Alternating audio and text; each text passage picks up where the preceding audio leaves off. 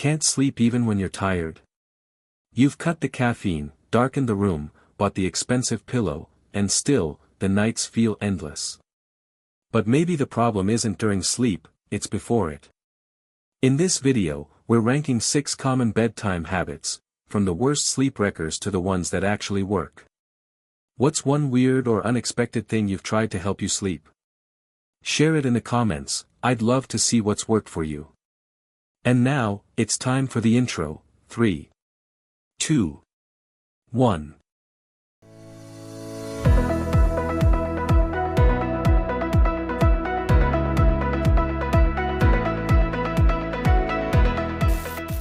Frank used to think he was just getting old. That's what everyone told him. You're 67 now, it's normal to wake up at 3 a.m. But he knew it wasn't normal. Not when he spent hours staring at the ceiling. Not when his body felt heavy, his thoughts foggy, and the morning started with more yawns than strength. What scared him most wasn't the tiredness, it was the slow sense of losing control. Like something was quietly slipping away each night. When Frank finally came into my clinic in Minnesota, he looked worn out. "Doc," he said, "I'm not looking for a miracle. I just want to sleep without fighting for it." And honestly, he's not alone. I've been working with patients over 60 for more than 3 decades, and I hear the same thing over and over again: why is sleep harder now than ever before? Well, here's what I always say: it's not just your age. Yes, aging plays a role. But what truly shapes your sleep is what you do, especially in the 60 minutes before you lie down. And the truth is, most people carry habits that quietly sabotage their sleep night after night, without even realizing it. Think of those habits like invisible strings. Some pull you into deeper rest. Others tug you back into alertness, even when you want nothing more than to drift off. What's worse, many of these habits feel harmless, even comforting. Like checking your phone. Having a glass of wine. Watching your favorite late-night show. But science, and experience, tell a different story. In this video, I want to walk you through 6 common bedtime habits I see in my patients. But we're not just going to list them off. We'll rank them, from the most harmful to the most helpful. We'll talk about why each one affects your sleep, how to recognize them in your own routine, and simple, realistic things you can do instead. And don't worry, this isn't about being perfect. It's about being just a little smarter with the choices you make each night. Even small changes can shift your body's internal rhythm back toward healing rest. So if you've ever thought, "I guess I'm just not a good sleeper anymore," I invite you to rethink that.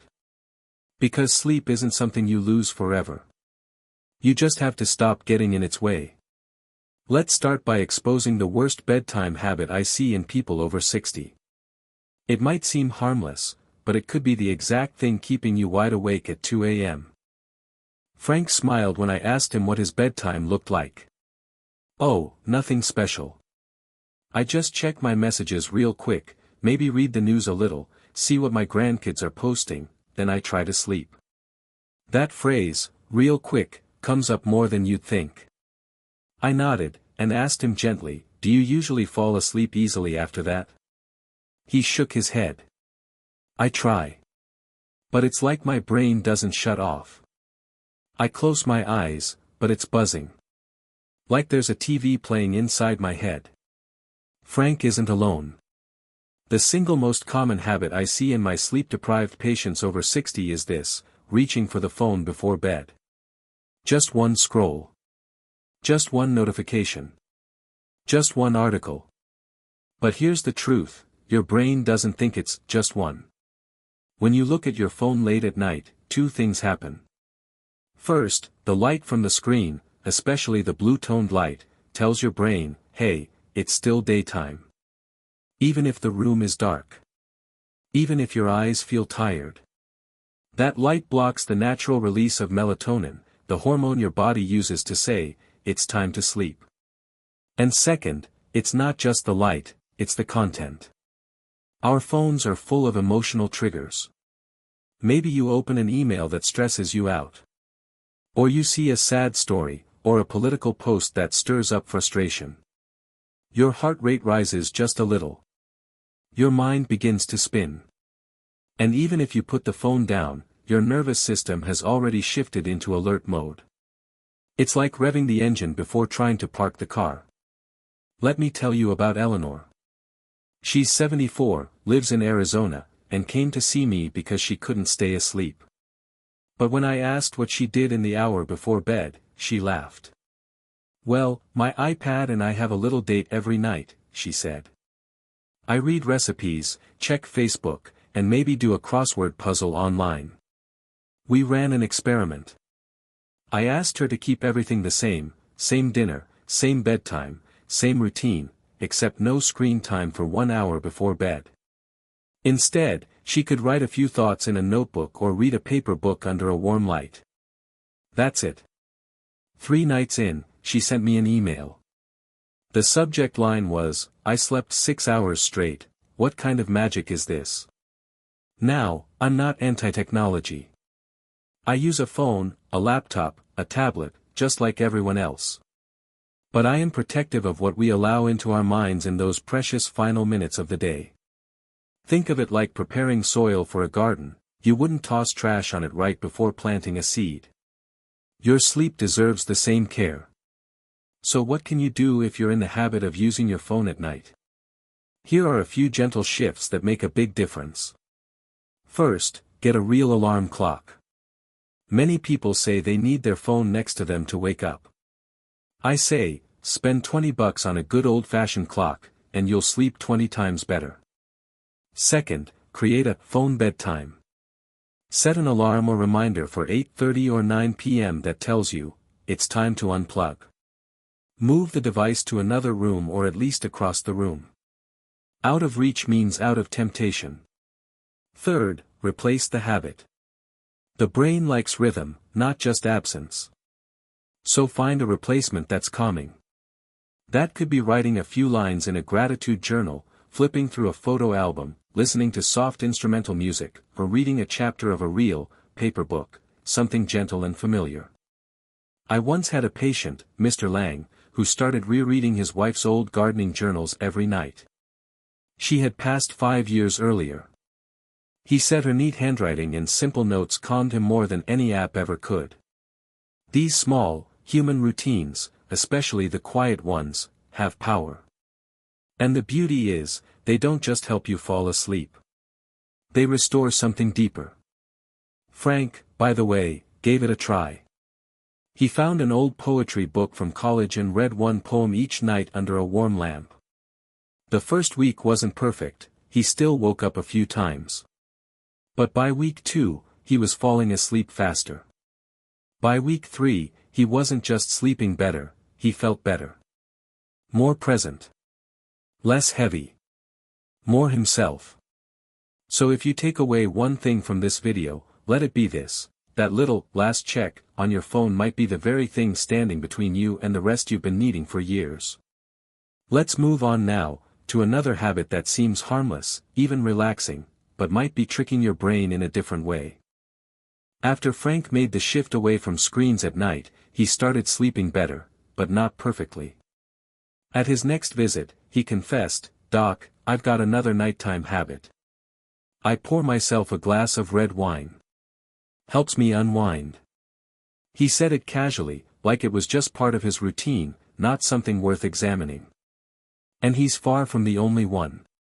Many of my patients over 60 tell me the same thing: a nightcap helps them feel sleepy. And they're not wrong, at least not entirely. Alcohol does make you drowsy. It slows down brain activity, and for some people, it can feel like a gentle push into sleep. That's why it's so tempting. It works, at first. But then, sometime around 1 or 2 a.m., you're suddenly awake. Heart beating a little faster.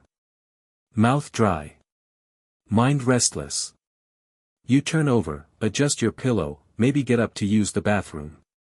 But going back to sleep? That's the hard part. Let me introduce you to George, a retired truck mechanic from Texas. Big guy, big laugh, and a nightly ritual he swore by: 1 bourbon, 1 cube of ice, 1 old Western rerun. That's my medicine, he told me. Knocks me right out. And it did, for the first 2 or 3 hours. But George was never getting restorative sleep. He'd wake up multiple times, feel groggy in the morning, and complain of afternoon crashes. When we looked closer, it was clear, the bourbon was numbing his system at bedtime, but it was also interfering with something called REM sleep, the deep, healing phase where your brain sorts memories, your body restores itself and emotional balance is recalibrated. Without REM, even a full night in bed can leave you feeling like you barely rested. Alcohol suppresses that stage. It's like hitting pause on the part of sleep that matters most. Now, I want to be clear, this isn't a lecture about drinking. I've shared meals and raised toasts with many patients and friends. But there's a difference between enjoying a glass of wine with dinner and relying on alcohol to fall asleep. That's the trap, it feels like a sleep aid, but it's really a sleep thief. And there's another twist. As we age, our bodies metabolize alcohol differently. A drink that once felt light can hit harder, linger longer, and disrupt sleep more deeply than it did at 40 or 50. When I gently suggested this to George, he didn't argue, but he looked doubtful. So we tried something simple. For 2 weeks, he stopped drinking within 3 hours of bedtime. Still enjoyed his bourbon, but had it with dinner instead of just before bed. In its place, he drank a cup of warm chamomile tea while watching his Western. Didn't taste as fun, he admitted. But I didn't wake up at 2 a.m. either. Even better. After a few nights, he began remembering his dreams again, clear, vivid dreams. That's often the first sign REM sleep is returning. Now, some people ask me, what if I need that glass of wine to wind down? The key is not to remove something comforting, but to replace it with something just as calming that doesn't come with a hidden cost. For some, that's a warm cup of herbal tea. For others, it's taking a bath, writing in a journal, or listening to soft jazz. I even had one patient who started writing postcards to her grandchildren each night instead of pouring a drink. She called it liquid love, but without the hangover. So if a nightly drink has become your go-to-sleep aid, it might be time to gently ask, is it truly helping? Or is it just making the first part of sleep easier and the rest of the night harder? Frank eventually asked himself that same question. And with a little curiosity, and a lot of trial and error, he found his own replacement.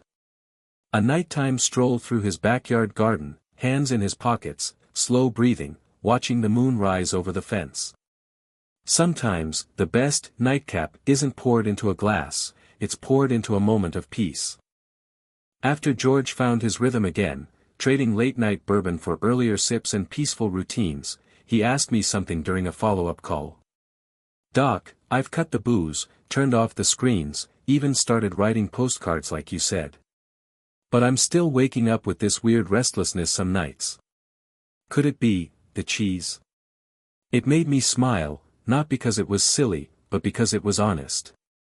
You see, so many sleep problems come from the small things we don't question. And eating before bed? That's one of the sneakiest culprits out there. Let me tell you about Martha. She's 68, widowed for 6 years now, and living in a quiet part of Pennsylvania. At night, when the house is too quiet, she often reaches for a little comfort, 2 butter crackers, a slice of sharp cheddar, maybe a few almonds. It's not a meal, she said. Just something to feel less alone. And I get that. Food has memory. Food can feel like company. But here's the thing, even small bites can confuse your body when taken at the wrong time. At night, your digestion slows down. Your stomach wants to rest just like the rest of you. But when you eat, especially foods high in fat or sugar, you force your system to stay active. It's like turning the lights back on when the staff is already clocking out. Martha's sleep issues were subtle. She didn't have trouble falling asleep. But 2 or 3 hours in, she'd wake up feeling warm, slightly anxious, sometimes even with her heart racing. "It feels like my body's doing something behind my back," she told me. And she was right. Her body was working. Digesting. Processing. Dealing with blood sugar spikes and drops, even as her brain was trying to rest. We did a small experiment. For 1 week, Martha moved her last bite to 2 hours before bed. If she felt emotionally hungry later on, she tried warm herbal tea or simply journaling about her day. The first few nights felt strange. "It's funny how much I miss those crackers," she said. But by night 4, she noticed something surprising: she was dreaming again. Not in flashes, but in whole stories. Food isn't the enemy here. But timing matters. And so does type. If you have to eat something late, choose a small, simple option: a few slices of banana, a spoonful of unsweetened yogurt, or a couple of walnuts. Think soft, gentle, digestible. Nothing that makes your stomach work overtime. And always ask yourself, am I hungry, or am I just lonely, or anxious, or bored? Those feelings are real. But they don't always need to be fed with food. Sometimes, they just want to be heard. Frank, too, had a habit of late-night peanut butter toast. "It reminds me of childhood," he said. But once he began replacing it with warm chamomile tea and a soft blanket on the porch, something shifted. "Now I fall asleep before I think about food," he told me. That hasn't happened in years. The truth is, eating before bed isn't always harmful. But it's easy to get it wrong. And when sleep already gets lighter with age, we don't need any extra weight, especially not in our stomachs. After cutting late-night snacks, Martha felt lighter, literally and emotionally.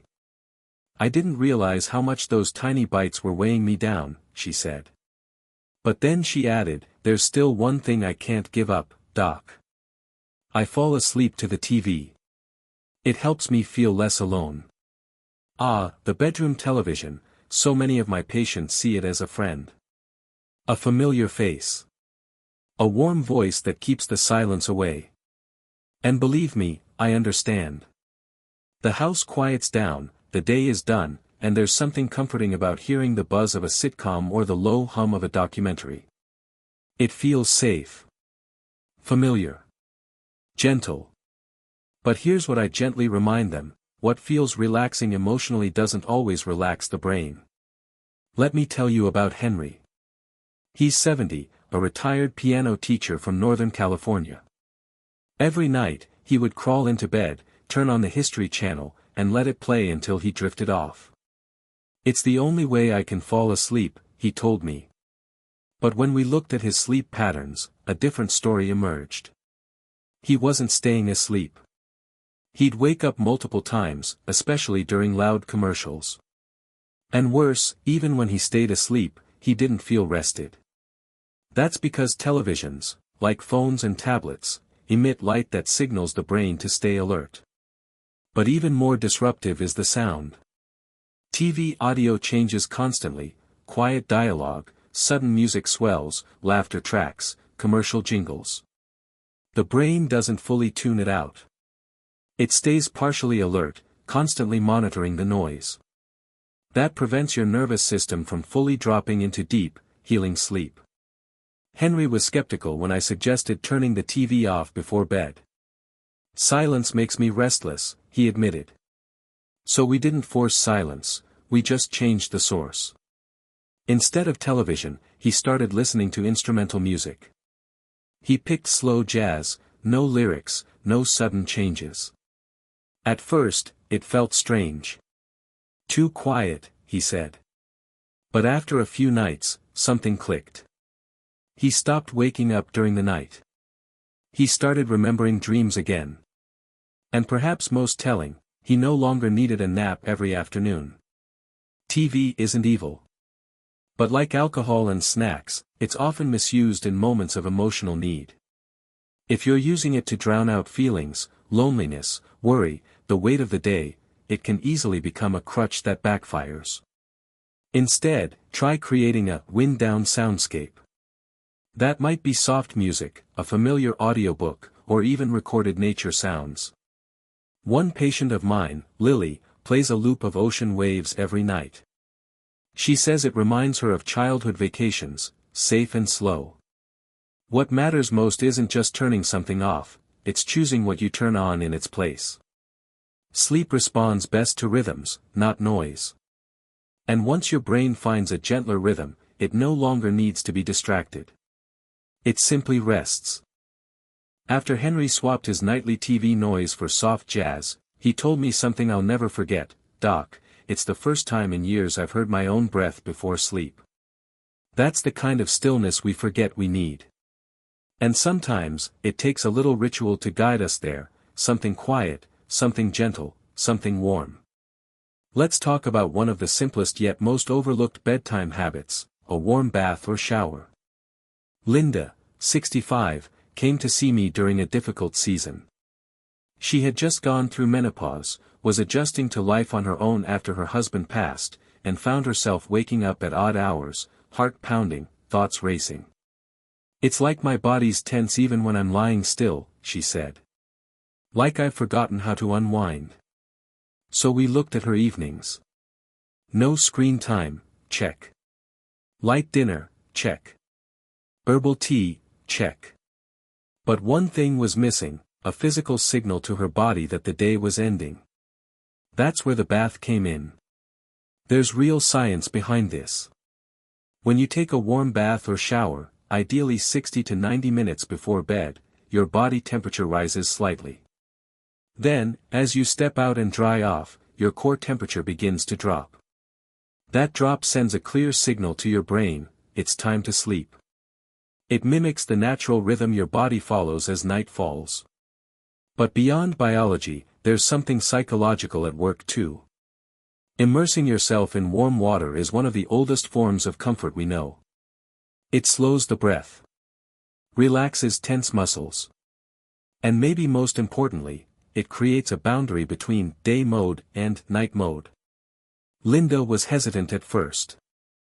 "I feel silly lighting candles or putting on calming music like those spa videos," she told me. But I encouraged her to create something that felt personal, hers, not a copy of someone else's idea of peace. So she kept it simple: warm water, a soft towel she'd been saving for guests, a few drops of lavender oil. No fancy routine. Just 20 minutes with the bathroom light dimmed low. 2 weeks later, she looked lighter. "It's strange," she said. "Nothing dramatic has changed, but I feel like I exhale more deeply now at night. I finally stop holding everything in." That's the power of transition. And no, you don't need a giant bathtub or an expensive setup. A quick warm shower can have the same effect. It's less about the luxury and more about the message you send your nervous system: we're done for the day. It's safe to rest now. Sometimes, healing doesn't come from pills or perfect sleep scores. Sometimes, it comes from learning how to end the day with kindness. After Linda discovered the power of warm water to quiet her nights, she began to see sleep not as a battle to be won, but as something to be welcomed, invited, even. But the real shift came when she created a rhythm. Not just one calming habit, but a sequence that played out each evening like a quiet song. That brings us to one of the most powerful tools I've seen in helping older adults reclaim their rest: a consistent, personal wind-down ritual, done at the same time, every night. I call it the anchor routine. Roger, a retired postal worker in Oregon, was the kind of man who used to fall asleep as soon as his head hit the pillow. That changed after his wife passed away. He found himself lying in bed, night after night, staring at the ceiling. The silence that used to feel peaceful now felt loud. His days had routine, but his evenings, they had lost their shape. When we first talked, he said, "Doc, I go to bed when I feel tired. Sometimes that's 9 o'clock, sometimes it's after midnight. Depends on the day." But as we spoke more, I could hear the frustration in his voice. He missed waking up clear-headed. He missed dreams. He missed feeling like himself in the mornings. So I asked him a simple question: what if we gave your evening some shape again? Together, we built a short, meaningful routine: something Roger could repeat every night at the same time, no matter what kind of day he'd had. He chose 9:15 p.m. That became his hour. Each night, Roger boiled a small pot of peppermint tea. While it steeped, he sat by the window and wrote down 3 good things that happened during the day. Nothing fancy. Sometimes just, the garden bloomed. Phone call from my daughter. The dog wagged his tail when I walked in. Then he would play the same piece of music, a soft piano track his wife used to love, and sip his tea slowly, in silence. Within 2 weeks, Roger's sleep had transformed. He no longer had to wait for sleep.